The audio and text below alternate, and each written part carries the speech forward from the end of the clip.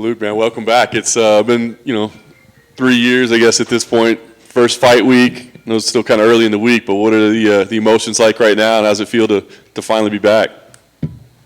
Feels right. Feels good. Gets better and better by the day. Definitely. I was nervous 3 weeks ago, maybe 2 weeks ago. Excuse me. Yeah, but no. Whoops. It's been a while. I feel like you can all hear me up here anyway, but yeah, I'm fighting a beast, no doubt. And I wanted that. I want a guy that scares me and gets me up in the morning. And that fuels me to fucking push myself to that end of who I am. And that's what defines a real man, is the finding the biggest test, the biggest challenge, and going out there and fucking putting themselves up to it. You're going to succeed or die trying. Well, otherwise, no matter what, you're learning in the process, And, there were some moments in this training camp where it was long, man. He delayed this fight. It was supposed to be International Fight Week, and then something come up. He bitched and complained, and it went to Dallas, and then, I don't know, rumors of cosmetic bullshit. I don't know what's going on, but, hey, we're in August, and the UFC confirmed that this will be the last change, and, I like this opponent a lot. It put me right back into, the heat of it. You know me, I'm always going straight for the jugular. I've never been scared to do it, and I don't want to dance around. I'm not trying to do anything, stay here longer than I have to. I want to go out there, and I want to try to fucking do this thing right. So I got through those hard points in the training camps, the parts that were like injuries and things, and was it right? Is it wrong? Where am I at? What's this?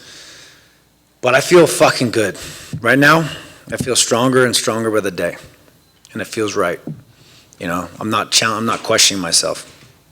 I'm going to go out there no matter what. I'm going to go out there. I'm going to try to be the best I can be, And like I said before, the less I question myself, the more I can see this man questioning himself. I was going to ask you about that. I mean, you talk about what a dangerous guy is, and he certainly has been at times, but he's been inconsistent as of late as well. And it feels like there's a lot of question marks around him. Adversity makes a man. He has not been able to deal with adversity. It's only getting worse, and we'll see who the man shows up. This is the real test. The first loss was one thing, and he used weight as a weakness, as what he did. He missed weight. He tried to pull the 10 pounds up, and he couldn't. Then he used that that is an advantage he's trying to seek because he's fucking weak-minded motherfucker. But now the real test is here. This is like one loss, 2 losses. Everything's on the line now. Now as the fucking real man shows up. I've dealt with adversity in the past. I lost my second fight. Everyone was already, before I even fought, they were like ready to put me in versus Matt Hughes. I remember they're like, you can fucking win right now. And I go out and lose, and everyone's like, oh, he's nothing. I'm like, fuck all you. I'm still the man. I stormed through everybody, and I won Strikeforce World Championship over, and I defended that motherfucker twice. I come to the UFC, disrespected, right off the bat. The Daniel and fucking Gilbert, they all got credit. I didn't get shit. Go fight Vitor on steroids in fucking Brazil. Kick clip, get fucking spinning heel kicked in the face. Oh, he ain't shit. He ain't fucking nothing. No, he's really not nothing. Fucking bullshit. I go fight Costa Philippou, a fucking dangerous striker. I should fucking get mopped in that. Then I'm gonna take him down. I need to do this, do that. What did I do? I knocked that motherfucker out. It's the same fucking fighter. The same guys working off intimidation and power and what they do. I've dealt with adversity. He hasn't. The way you speak right now, obviously, it's fight week. There's an edge about you, but I just wonder, I guess, kind of what your relationship is with the sport right now. Like, you're here, but are you enjoying the process at all? I mean, is this something that you're like, I'm happy I made this choice, or is it just like, this is something I have to do? No, it's something I want to do. I've took a long time away to understand what I want and to go do this thing on my own accord. And, I chased it and forced it, and I did this shit out of hate for a while, especially after losing the title. I lost my focus after I won the title, the undisputed title. I went at it for the wrong reasons, for money and different things, and you're trying to fucking navigate business and different things, and you're going out there trying to overprove yourself and force the situation. You can see it in my fight. You watch the first Bisping fight, I was a predator. I was a killer. And I went into the second fight just fucking like an idiot running forward. After I lost the title, then you get belittled by the beast. The leverage game. All business, anywhere you go. It's not just the UFC. I mean, it's a bigger, stronger mafia here, for sure. And they belittle you, and they try to gain advantage and try to belittle your worth. And it turns into hate. And you start fighting out of hate to prove yourself, to do this, to do that, and do it all for all the wrong reasons. Yeah. And I did that for a while. And injuries corrupt you too, of course. And they make you force the issue, and they compromise you, and they make you do different things. And I ran to Florida trying to figure it out, trying to force what's wrong, what's this, that's that, and you go in uncomfortable positions that's not you, and I was like, fuck, I lost my fucking love for the sport.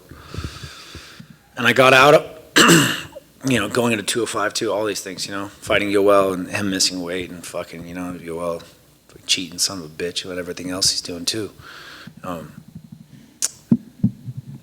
time away just gave me an understanding of learning about my body, really, learning what is health, and correcting everything, and that time I chose to go away and to live my life, because you get caught up in the beast that is the UFC, and you're always preparing for a fight, or you're recovering from a fight. There's a fight on the horizon. You can't go here, you can't go there, you can't go with your friends, your family, you can't do all this shit in life. And I was like, fuck, I want to go fucking live some life, and you don't even mature, you don't grow. Because you're doing all this shit, and then you're like, oh, you got to go media, you got to do sponsorships, engagements, and you're caught up in a whirlwind of fucking just craziness. Is fucked up. So it was a chance for me to grow, mature, learn what I wanted to do next, give to the people, and then so many injuries and things that mounted, shoulders, and so having to really navigate the essence of health and what it is, and then obviously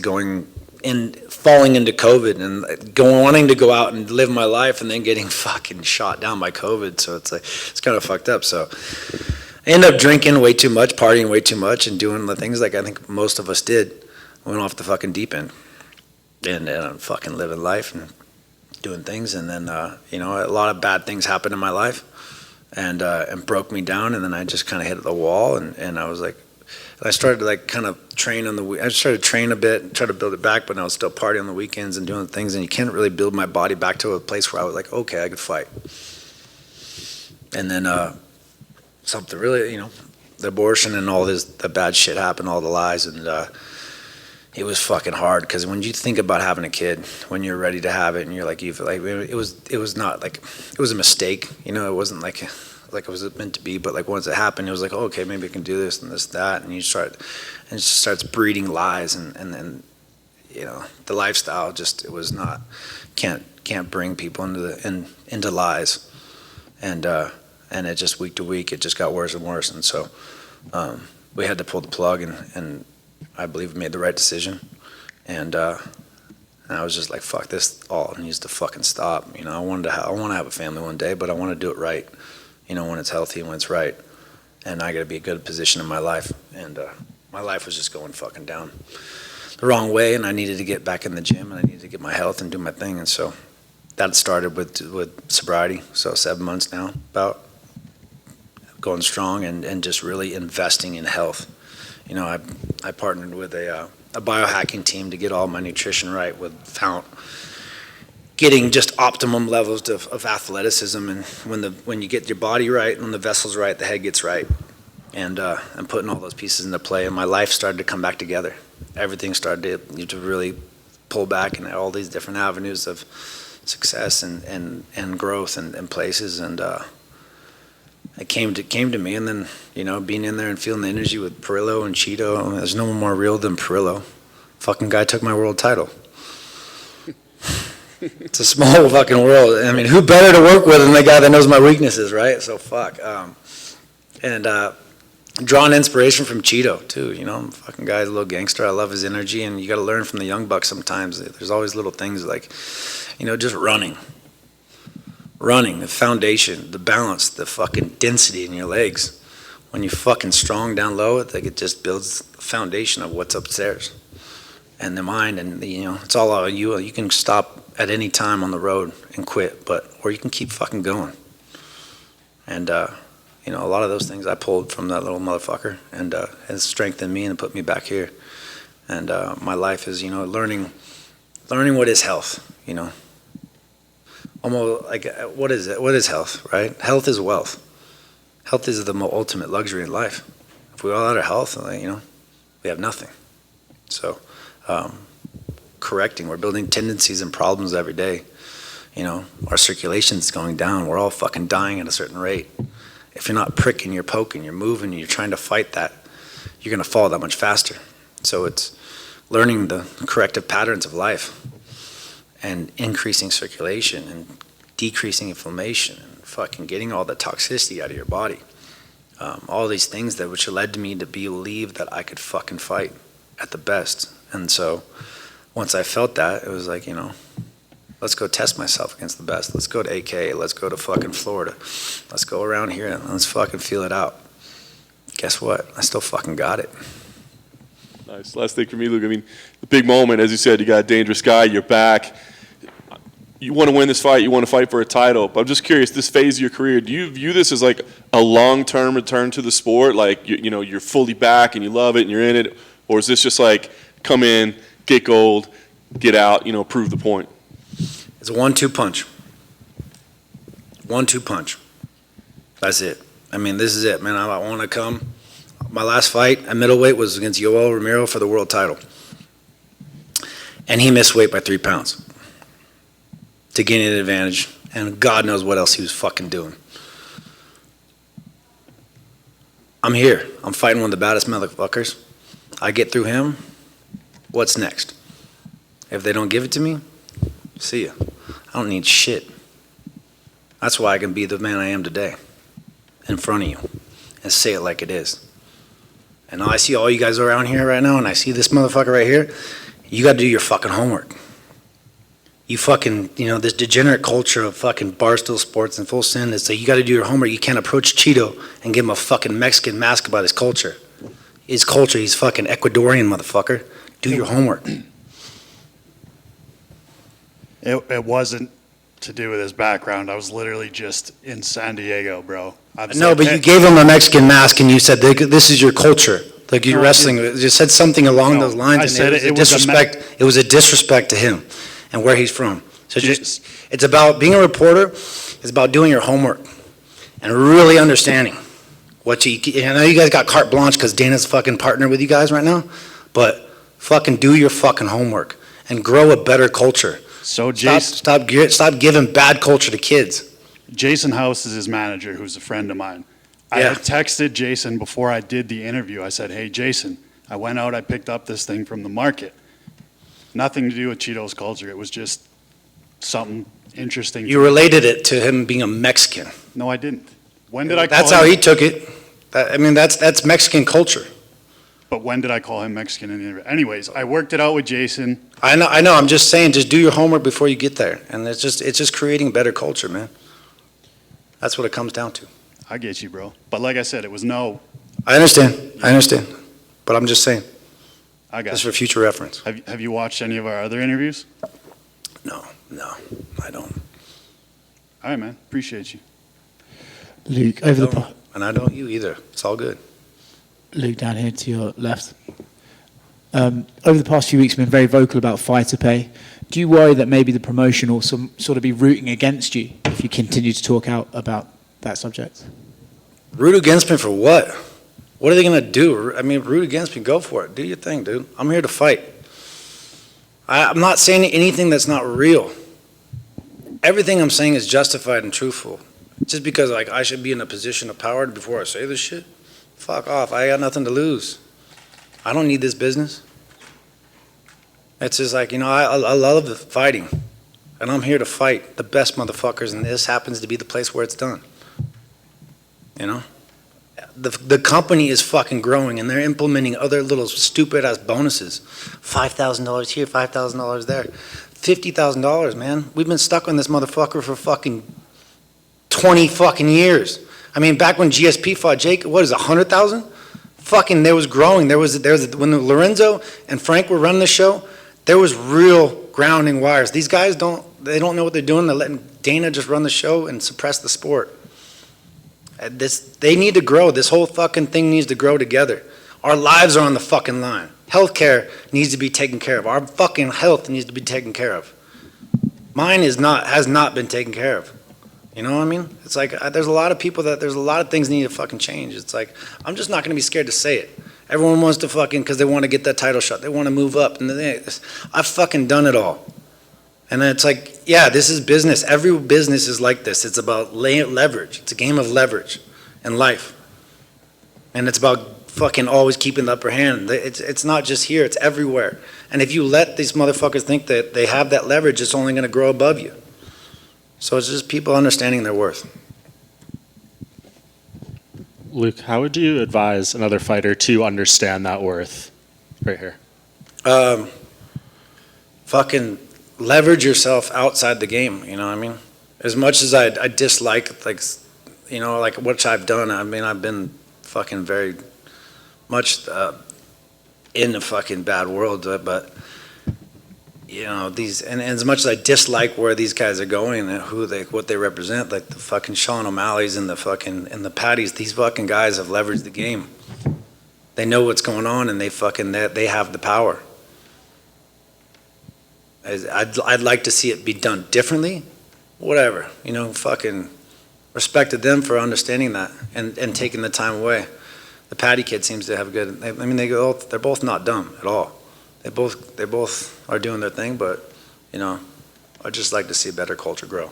And when you say your health hasn't been taken care of, can you elaborate on that?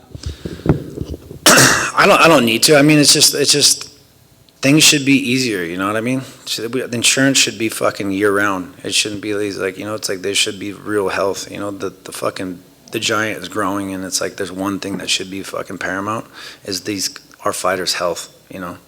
And it's like all these things get played, and it's like we should have fucking health in every facet, you know, so we don't have to worry about shit. Because it's fucking our lives and our bodies are on the line every fucking time we step into that cage. And if we're not fucking protected, it's like, fuck, come on. Wake up.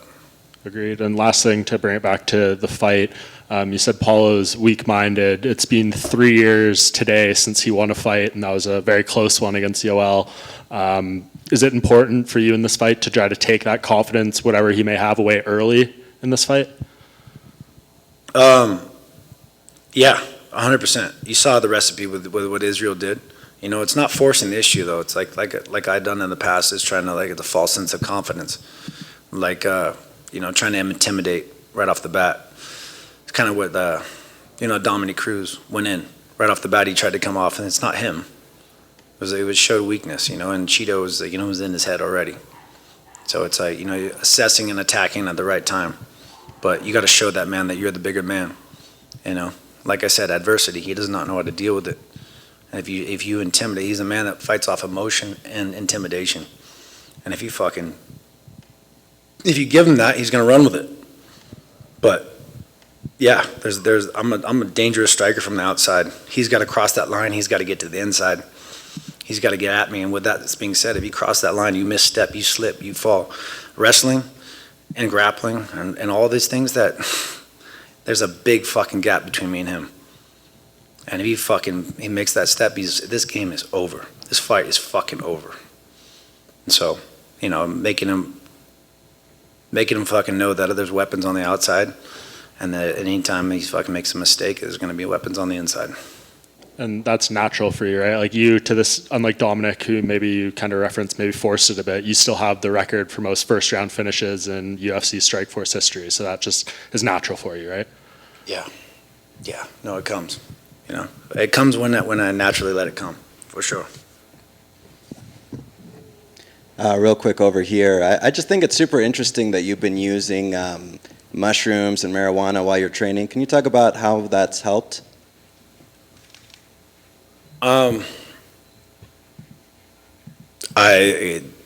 Mushrooms expand your thought process. They open up new neural pathways in your brain. Alcohol shuts your brain down. It closes. It puts holes in your fucking brain. Meek Mill put up a tweet a couple days ago. Read it. Fucking, I was happier. I was smarter. I was fucking. You know, it's like you're late to the party, buddy. Yeah. Everything is a medicine until it's a poison too. Of course, everything can be abused and used in the wrong setting and the wrong, party atmosphere, all these things, But if you're doing it right and channeling and giving yourself perspective in life, the whole psychedelic community, the whole Timothy Leary project, Stanislav Grof, the world put out some fucking false studies because Big Pharma, there's no money in fucking curing people. It's about suppressing people. And people need to wake up. Now it's like Big Pharma's getting their hands in on fucking mushrooms, and then they're gonna, when they know that they've got the fucking market cornered, they're gonna allow the world and the public, because the world believes what the government fucking tells them. So. What gave you the idea to use it though for training? I mean, I've been playing with it since high school. Right. Okay. I'm from Santa Cruz, dude. Thanks. I'm fucking smoking bong hits and fucking. Yeah. But it's like life is it's a balance. As your body chemistry changes as you grow older and where you're at in stages, and so it's like you re-implement and implement, and so it's like different types of the game and how you use it. It all matters. So yeah, I mean it's feeling. It's all process. Everyone's got to try it. It's like life is science. You got to try things, test things. If they work for you, everyone's body chemistry is different. And yeah, try things, but don't abuse things. Everything is medicine until it's a poison. Last two. 1, 2. Luke, front row on your right. You alluded to earlier the process of how long it took to get here, kind of the delays and all of that. Now you're fighting Saturday in a place that's having its first ever UFC pay-per-view. What was your reaction to finding out you're finally getting a fight and it's in Salt Lake City, and what are your expectations here? Yeah, I mean it's I'm up at Park City, so it's fucking high. It's fucking hot. I'm excited to come here, man. It's a beautiful place and a long journey to be here. Like I said, I've put everything in life into play, and I feel like I've already won making it back here, and I got nothing to lose. That makes me very fucking dangerous. And then people like I had DC and RC, they asked me, RC, what I said, if you want this and you don't need this, like what's gonna like get you up, in the fight when you get hurt, if you get knocked down? It's like, have you ever seen me fucking quit? I've never had a fucking kids and things. I'm a fucking man, and I'm going against another man who's trying to take my fucking soul. Say, I've been caught, I've lost fights, but I've never fucking quit. No one has outbested me. And, I'm excited to go out there and fucking fight and just put it on the fucking line. Paulo, he's a fucking quitter. And just as a quick follow-up to that, Utah's a place that used to be kind of a hotbed for producing MMA talent, sending guys to the UFC. Out of 700 fighters signed to the company now, one is from Utah. He's not on the card this weekend. How can an event like this kind of maybe spur MMA growth in a community such as this? I hope so. You guys pay for it, right? I think there was a big budget here to bring the UFC here. I'm pretty sure, right? I think MMA is growing everywhere around the world, and I think this should spark some inspiration for the kids for sure. To maybe growing. You need schools, you need different things, and so I'm curious. I heard the last one was empty, and we put it on a holiday, so hopefully there's some people in the arena. Luke, over here. I'm just curious. I saw you over at the Pit with Ramsey Nijam and Dominico Salas, two local MMA fighters, big OGs in the fight game. I'm curious how you got to know them and how all of you kind of met up to train together. Ramsey he's always around. My buddy Tariq Azim, who's in my corner, my brother from another mother. They were up in the Bay Area, working, and I was always going up. I'm always looking for the best guys around, and so me and Jake Shields, and Gilbert Melendez, we all used to work together back in the Strikeforce days. They'd come to us, and we'd go up to them, and I met Chark, and so it's just like, the Bay Area strength, we just kind of all grew together, so, and that other kid, too, is pretty funny. He's a classic. I saw him last night. He was just doing some he's a big boy, throwing some spinning shit. I love that. But good people, and I think that could be a start, of some people that could grow, It's got to start somewhere.